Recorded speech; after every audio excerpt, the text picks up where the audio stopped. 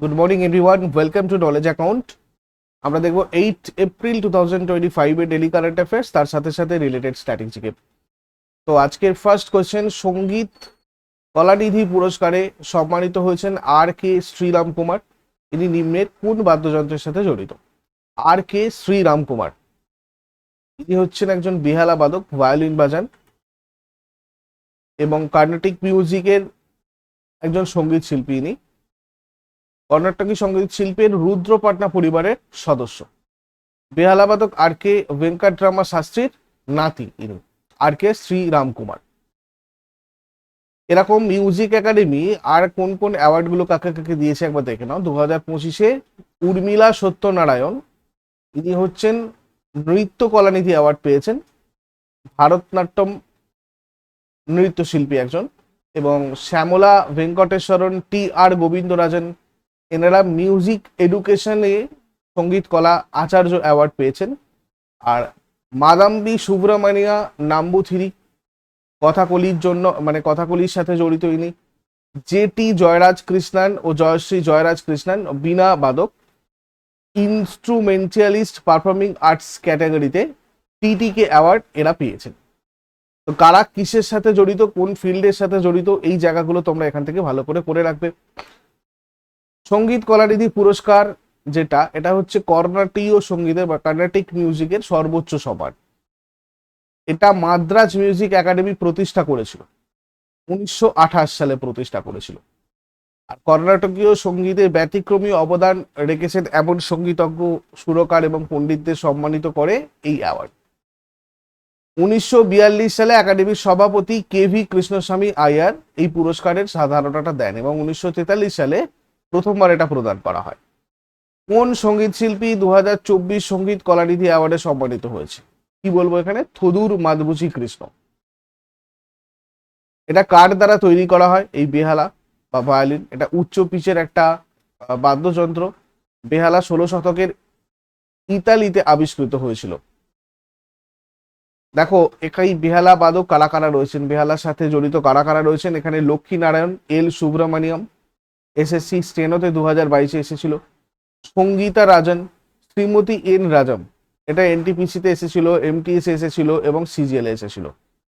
এছাড়া বিষ্ণু গোবিন্দ যোগ, T N Krishnan, সূর্যদেব পাওয়ার, গোবিন্দ স্বামী পিল্লাই, সত্যদেব পাওয়ার, এটাও এসএসসিতে এসেছিল। ঠিক আছে, লক্ষ্মী নারায়ণ শঙ্কর, গণেশ ও কুমারেশ, মিস্টার এস গোপাল কৃষ্ণন, ওম বি সুব্রমণিয়াম, নন্দিনী শঙ্কর, কুন্নাকুদি বৈদ্যনাদিয়ান, জ্যোৎস্না শ্রীকান্ত, এনারা সবাই কিন্তু বেহালা বাদক। এছাড়া এল আথিরা কৃষ্ণ রয়েছেন। আচ্ছা, নেক্সট কোয়েশ্চেনে যাবার আগে সবাইকে বলে দিই, তোমাদের মার্চ মাসের সবকটা কারেন্ট অ্যাফেয়ার্স, তার সাথে এক্সট্রা ইনফরমেশন এবং হোমওয়ার্কের কোয়েশ্চেন অ্যান্সার সবটা A4 সাইজের পিডিএফ এর মধ্যে করে দেওয়া হয়েছে মার্চের মান্থলি কারেন্ট অ্যাফেয়ার্সে। এটা তোমরা ইবুক সেকশন থেকে কালেক্ট করতে পারবে। আর railway NTPC, railway group D previous year question with explanation, এটা তোমাদের রয়েছে টেস্ট সিরিজ, ওখান থেকে তোমরা দেখে নাও। আর কোর্সে তোমাদের রয়েছে এই সমস্ত কোর্সগুলো যেগুলো বর্তমানে আমাদের নলেজ অ্যাকাউন্ট অফিসিয়ালে চলছে। তোমরা যদি এগুলোতে তোমাদের প্রয়োজন পড়ে, জয়েন করার দরকার পড়ে, সেক্ষেত্রে তোমরা জয়েন করো। যদি কিছু কোয়ারিজ থাকে বা হেল্প দরকার হয় তাহলে এই নাম্বারে, হোয়াটসঅ্যাপ নাম্বারে তোমরা যোগাযোগ করে নেবে 9593430522-তে। পরের প্রশ্ন চলে আসবো, কোন রাজ্য সরকার 2025 সালের জল সংরক্ষণ অভিযানের আওতায় ভাগীরথ অ্যাপ চালু করেছে? এই ভাগীরথ অ্যাপ যেটা, এটা চালু করেছে হচ্ছে তোমার উত্তরাখণ্ড। জল সংরক্ষণ অভিযান 2025-এর থিম কি ছিল? ধারা মেরা, নওলা মেরা, গাঁও মেরা, প্রয়াস মেরা। এই অ্যাপের মাধ্যমে লোকেরা তাদের এলাকার গুরুত্বপূর্ণ এবং বিপন্ন জলের উৎস সম্পর্কে তথ্য ভাগ করতে সক্ষম। অ্যাপের মাধ্যমে চিহ্নিত উৎসগুলোকে পুনরুজ্জীবিত করতে সরকার কাজ করবে। দেখো, উত্তরাখণ্ড গঠিত হয় 9 নভেম্বর 2000 সালে। কত পরীক্ষাতে এসেছে দেখো, RRB, NTPC, SSC CHSL, SSC সিপিওতে এটা তোমাদের এসেছে। এর রাজধানী গ্রীষ্মকালীন হচ্ছে গাইরসেন, শীতকালীন দেরাদুন। আন্তর্জাতিক সীমানা নেপালের সাথে মানে নেপাল, চীন রয়েছে দুটোর সাথে। উত্তরাখণ্ড রয়েছে তোমার এই জায়গায়, এখানে নেপালের সাথে সীমানা রয়েছে এবং এখানে চায়নার সাথে রয়েছে, দুটো আন্তর্জাতিক দুটো দেশের সাথে সীমানা রয়েছে। আর রাজ্যের সাথে যদি দেখি, উত্তরে রয়েছে এখানে, এটা অ্যাকচুয়ালি চীন, এই দিক একদিকে চীন একদিকে নেপাল তো হলোই। দক্ষিণে রয়েছে উত্তরপ্রদেশ, উত্তর পশ্চিম হিমাচল প্রদেশ, এখানে হিমাচল প্রদেশ, এখানে উত্তরপ্রদেশ, এখানে হরিয়ানা রয়েছে, পাঞ্জাব রয়েছে, ঠিক আছে, টোটাল 13টা জেলা রয়েছে এখানে। সরকারি ভাষা হিন্দি এবং সংস্কৃত। বিধানসভার সিট 70টা, রাজ্যসভার সিট 3টে, লোকসভার 5টা আসন রয়েছে। হাইকোর্ট হচ্ছে এখানকার উত্তরাখণ্ড হাইকোর্ট, নৈনিতালে রয়েছে। প্রথম রাজ্যপাল সুরজিৎ সিং বার্নালা, বর্তমান রাজ্যপাল গুরমিত সিং। প্রথম মুখ্যমন্ত্রী নিত্যানন্দ স্বামী, বর্তমান মুখ্যমন্ত্রী Pushkar Singh Dhami. State animal alpine musk deer, state bird Himalayan monal, state tree বোরান্স আরবোরিয়াম, রোডোডেনড্রন। তারপরে সম্প্রতি কোথায় রঙ্গালী বিহু উৎসব শুরু হয়েছে? রঙ্গালী বিহু ফেস্টিভ্যাল, এটা তোমার আসামে রিসেন্টলি স্টার্ট হয়েছে। এটা দেখো, বিহু কৃষি উৎসব বছরে 3বার পালিত হয়, 3 প্রকারের বিহু হয়। এই 3 প্রকারের বিহু, এটা কত রকমের বিহু হয় সেটা কিন্তু RRB, NTPC, CHSL, sorry CGL তোমাদের জিজ্ঞাসা করেছে। মাঘ বিহু আর ভোগালী বিহু, যেটা এটা তোমাদের এই সব পরীক্ষাগুলোতে এসেছে। ভোগালী বিহুটা মাঘ বিহু নামে পরিচিত, আসাম রাজ্যে পালিত একটা উৎসব। এটা ফসল কাটার মরশুমের শেষের দিকে চিহ্নিত করে, মানে শেষের দিকে হয়, সাধারণত জানুয়ারিতে পালন করা হয়। এটা কৃষকদের উৎসব, একটা মানে ভালো ফসলের জন্য দেবতাদের ধন্যবাদ জ্ঞাপনের একটা উৎসব। এই উৎসবে খাওয়া দাওয়া, বনফায়ার, বিহু নৃত্যের মতো ঐতিহ্যবাহী নৃত্য এগুলো কিন্তু রয়েছে। রঙ্গালী আর বোহাগ বিহু, যেটা এটাও তোমার সিএইচএসএল এসেছিল 2020-তে। এটা আসামে এপ্রিল মাসের মাঝামাঝি হয়, বসন্তের আগমনটাকে উদযাপন করে নববর্ষের সূচনা হিসাবে। মণিপুর, বাংলা, নেপাল, উড়িষ্যা, পাঞ্জাব, কেরালা, তামিলনাড়ু এইসব জায়গাগুলোতেও কিন্তু এই রঙ্গালী বা বোহাগ বিহুটা করা হয়। মানে এরকম ধরো, আমরা দক্ষিণ ভারতে দেখেছি যেমন পোঙ্গল, উত্তর ভারতে বৈশাখী, ঠিক আছে, তো সেরকমই এটাও হচ্ছে তোমার আসামের বোহাগ বিহু বা রঙ্গালী। রঙ্গালী শব্দটা রং থেকে এসেছে, এর অর্থ হচ্ছে সুখ এবং উদযাপন, তাই এই উৎসব সমাজের সুখের প্রতিনিধিত্ব করে। রঙ্গালী বিহুর আগে মহিলারা জামা কাপড় পরিষ্কার করে চিড়ে, পিঠে এই ধরনের জিনিসপত্র, খাবার টাবার দিয়ে উৎসবটাকে উদযাপন করে। কাঙ্গালি আর কাটি বিহু, যেটা এটা হচ্ছে কার্তিক আশ্বিনের শেষের দিকে, মানে অক্টোবরে পালন করা হয়। মোটামুটি এটা পুরো মাস ধরে চলতে থাকে। আর এই উৎসবে লোকেরা সন্ধ্যায় তাদের বাড়িতে তুলসী গাছের সামনে একটা বাড়ি থেকে ধান খেতে যাওয়ার রাস্তায় ফাঁকি জ্বালিয়ে উদযাপন করে। এটাও তোমাদের এমটিএসসি এসেছিল যে কোন বিহুর সাথে তুলসী গাছ জড়িত। এছাড়া সিএইচএসএল 2021-এও এসেছিল। নেক্সট কোয়েশ্চেনে চলে আসবো। ফায়ার অ্যান্ড রেস্কিউ সার্ভিসের DGP, director general of police পদে কে নিযুক্ত হয়েছেন? ফায়ার অ্যান্ড রেস্কিউ সার্ভিসের ডিজিপি পদে নিযুক্ত হয়েছেন আমাদের সীমা আগরওয়াল। সীমা আগরওয়াল একজন senior Indian police service officer, fire and rescue সার্ভিসের নতুন ডিজিপি বা ডিরেক্টর হিসাবে নিযুক্ত হয়েছে। 31 মার্চ প্রাক্তন ডিজিপি আবশ কুমারের অবসর নেওয়ার পরে এই পদটা গ্রহণ করেন। এর আগে সীমা আগরওয়াল সিভিল সাপ্লাইয়ের ডিজিপি হিসাবে দায়িত্ব পালন করেছিলেন। রূপেশ কুমার মিনা বর্তমানে সিভিল সাপ্লাইজ সিআইডির ইন্সপেক্টর জেনারেল অফ পুলিশ এর দায়িত্বে আছেন এবং তিনি সিভিল সাপ্লাইয়ের ডিজিপি হিসেবে দায়িত্ব পালন করবেন। ভারতীয় রেল স্টেশনগুলোতে সৌরশক্তি স্থাপনে কোন রাজ্য শীর্ষে রয়েছে? রাজস্থান রয়েছে এক্ষেত্রে শীর্ষে। 2025 সালের ফেব্রুয়ারি পর্যন্ত জাতীয় পরিবহন সংস্থা 2249টা রেলওয়ে স্টেশন এবং পরিষেবা ভবনে 209 মেগাওয়াট সৌরশক্তি ক্ষমতা স্থাপন করেছে।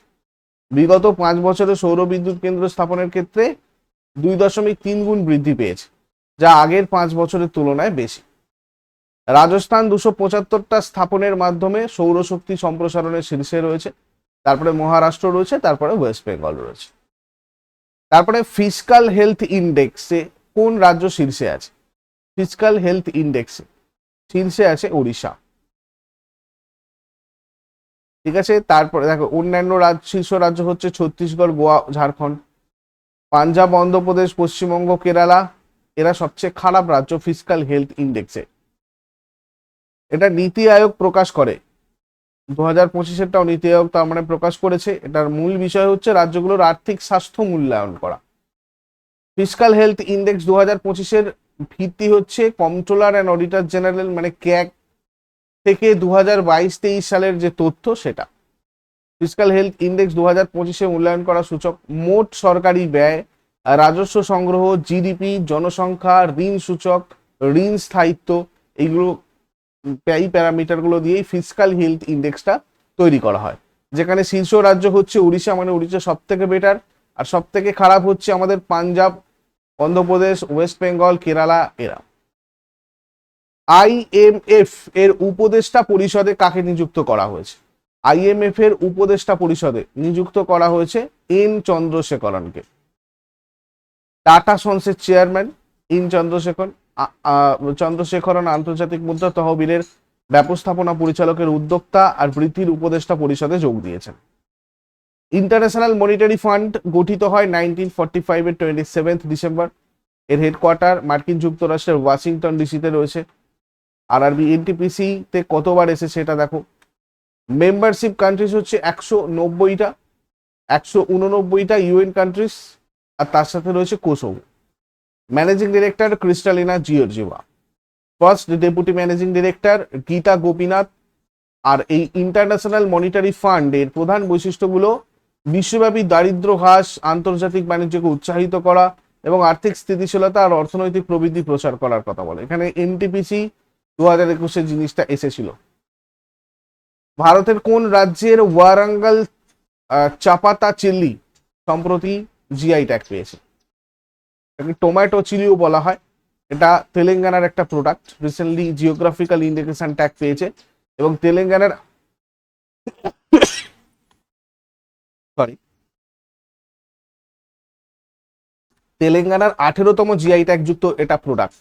এবং বানাগানাপল্লী আম এবং তন্দুর লাল ছোলার পর তৃতীয় কৃষিজ পণ্য এটা, যেটা জিআই ট্যাগ পেয়েছে। ভারতের কোন রাজ্যের ঐতিহ্যবাহী উপজাতীয় হস্তশিল্প কান্নাদিপায়া, এটাও রিসেন্টলি জিআই ট্যাগ পেয়েছে। দেখো কান্নাদিপায়া এটা হচ্ছে কেরালার একটা হস্তশিল্প।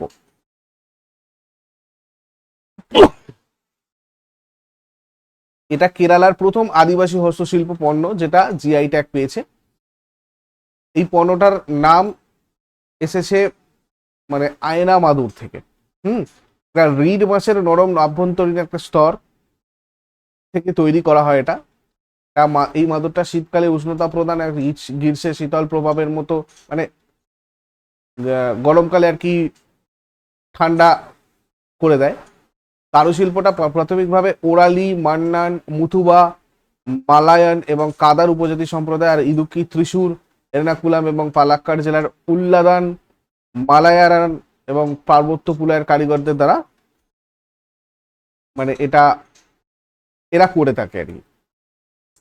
তারপরে হামারি পরম্পরা হামারি বিরাসত এই প্রোগ্রাম কোন শ্রেণীর অন্তর্গত? এটা হচ্ছে তফসিলি উপজাতির অন্তর্গত। পঞ্চায়েতি রাজ মন্ত্রক ঝাড়খণ্ড সরকারের পঞ্চায়েতি রাজ বিভাগের সাথে অংশীদারিত্বে নতুন দিল্লিতে হামারি পরম্পরা হামারি বিরাসত শীর্ষক একটা জাতীয় স্তরের অনুষ্ঠানের আয়োজন করে। এই কর্মসূচির লক্ষ্য ছিল ভারতের সমৃদ্ধ আদিবাসী ঐতিহ্য উদযাপন আর সংরক্ষণ করা এবং ঐতিহ্যগত জ্ঞান ব্যবস্থা সম্পর্কে সচেতনতা বৃদ্ধি করা। আগের দিনের হোমওয়ার্কগুলো আমরা দেখে নেব। আরবরা কবে সিন্ধু দেশ জয় করে? এর উত্তর হয়ে যাবে 711 খ্রিস্টাব্দ। আর তহকিক ইহিন্দ এই গ্রন্থের রচয়িতা আল বেরুনি।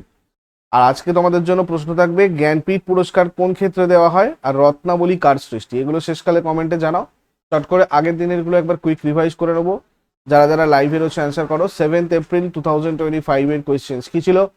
2025 মিয়ামি ওপেনে পুরুষ একক বিভাগে কে জিতেছে? 2025 মিয়ামি ওপেনে পুরুষ একক বিভাগে জিতেছে জ্যাকুব মেনসিক। কোন দেশ প্রধানমন্ত্রী নরেন্দ্র মোদীকে তার সর্বোচ্চ বেসামরিক পুরস্কার মিত্র বিভূষণে সম্মানিত করেছে? শ্রীলঙ্কা। 2025 মিয়ামি ওপেনে মহিলা একক বিভাগে গিয়ে জিতেছে আরিনা সাবালেঙ্কা। বিশ্ব স্বাস্থ্য দিবস কবে পালিত হয়? 7 এপ্রিল। ইউরোপিয়ান স্পেস এজেন্সির গ্লোবাল অ্যাস্ট্রোমেট্রিক ইন্টারফেরোমিটার ফর অ্যাস্ট্রোফিজিক্স মিশনের সবচেয়ে গুরুত্বপূর্ণ বৈজ্ঞানিক অবদান কি? আকাশগঙ্গা গঠন এবং বিবর্তনের সঠিক মানচিত্র তৈরি। সম্প্রতি এশিয়ান ক্রিকেট কাউন্সিলের নতুন সভাপতি হিসাবে কাকে নিযুক্ত করা হয়েছে? মহসিন নকভি। ষষ্ঠ বিমস্টেক শীর্ষ সম্মেলন কোথায় অনুষ্ঠিত হয়? ব্যাংকক। মার্কিন যুক্তরাষ্ট্রের রাষ্ট্রপতি ডোনাল্ড ট্রাম্প ভারতের উপর কত শতাংশ কনসেশনাল রেসিপ্রোকাল ট্যারিফ ঘোষণা করেছেন? 26%।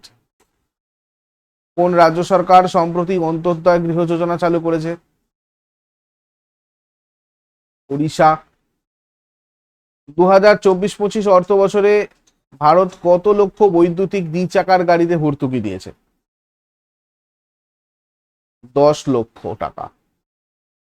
এগুলো ছিল আগের দিনের কোয়েশ্চেন। ইউজফুল বলে মনে হলে লাইক করো, শেয়ার করো, কমেন্ট করে ফিডব্যাক জানাও। আর প্রতিদিন সকাল 6টার সময় ডেইলি কারেন্ট অ্যাফেয়ার্সের আপডেটের জন্য নলেজ অ্যাকাউন্টকে সাবস্ক্রাইব করে বেল আইকন প্রেস করে অলে ক্লিক করে নাও। Thank you so much, take care, have a great day.